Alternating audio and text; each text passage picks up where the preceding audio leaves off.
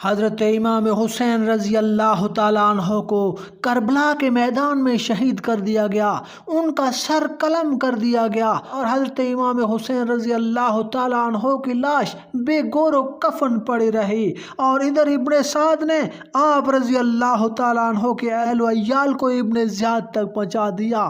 حضرت be be زینب رضی اللہ تعالیٰ عنہ نے جو تاریخ خطبہ یزید کے دربار میں دیا، جس سے یزید کا سر شرم سے جھک گیا۔ حسین ابن علی کے گھرانے کا صرف ایک ہی فرزند بچا تھا، جو کہ بیماری کے باعث خواتین کے پاس تھا، اور یہ امام زین العابدین تھے، جو کہ امام ابو جعفر کے والد ماجد ہیں۔ ابن زیاد نے حکم دیا کہ انہیں بھی قتل کر دیا جائے، لیکن پھوپھی زینب ان سے لپٹ گئی اور فرمانے لگی کہ خدا کی قسم ہرگز یہ قتل نہیں ہوگا، پہلے مجھے قتل کرو۔ یہ دیکھ کر ابن زیاد کچھ نرم پڑ گیا اور ان کے قتل سے رک گیا۔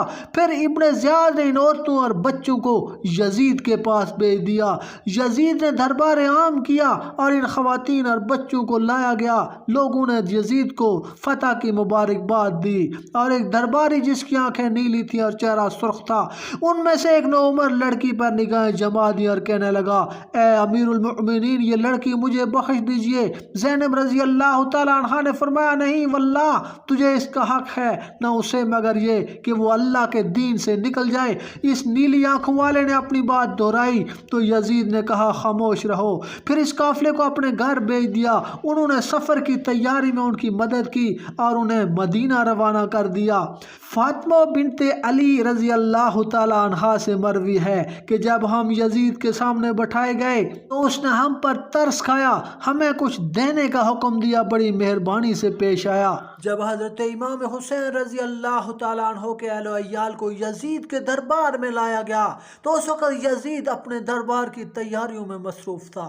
وہ اپنے دربار کو سجا رہا تھا اور یہ عورتیں اور بچے وہاں پر دیر تک کھڑے رہے، اتنی دیر تک کھڑے رہے کہ ان کے پاؤں مبارک سوج گئے۔ پھر بڑی مہربانی سے پیش آیا۔ اسی اثنا میں ایک سرخ رنگ کا شامی کھڑا ہوا اور کہنے لگا کہ امیر المؤمنین، یہ لڑکی مجھے عنایت کر دیجئے۔ میری طرف اشارہ کیا۔ اس وقت میں کمسن اور خوبصورت تھی۔ میں خوف سے کانپنے لگی کہ شاید یہ ان کے لیے جائز ہے۔ میں نے اپنی بہن زینب کی چادر پکڑ لی۔ وہ مجھ سے بڑی تھی اور زیادہ سمجھدار تھی، جانتی تھی کہ یہ بات نہیں ہو سکتی۔ انہوں نے پکار کر کہا کہ تو کمینہ ہے، نہ تجھے اس کا اختیار ہے، نہ اسے یعنی یزید کو اس کا حق ہے۔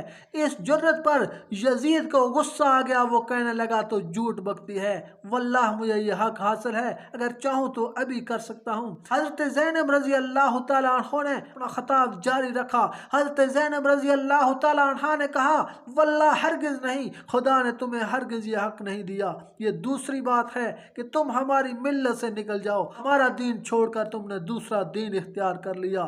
اس پر یزید اور بھی خفا ہوا اور کہنے لگا، میرے سامنے تم یہ کہتی ہو، دین سے تیرا باپ علی اور تیرا بھائی حسین نکل چکا۔ حضرت زینب رضی اللہ تعالیٰ عنہ نے دربار یزید میں جو خطاب دیا، اسے یزید کے اوپر سختہ طاری ہو گیا۔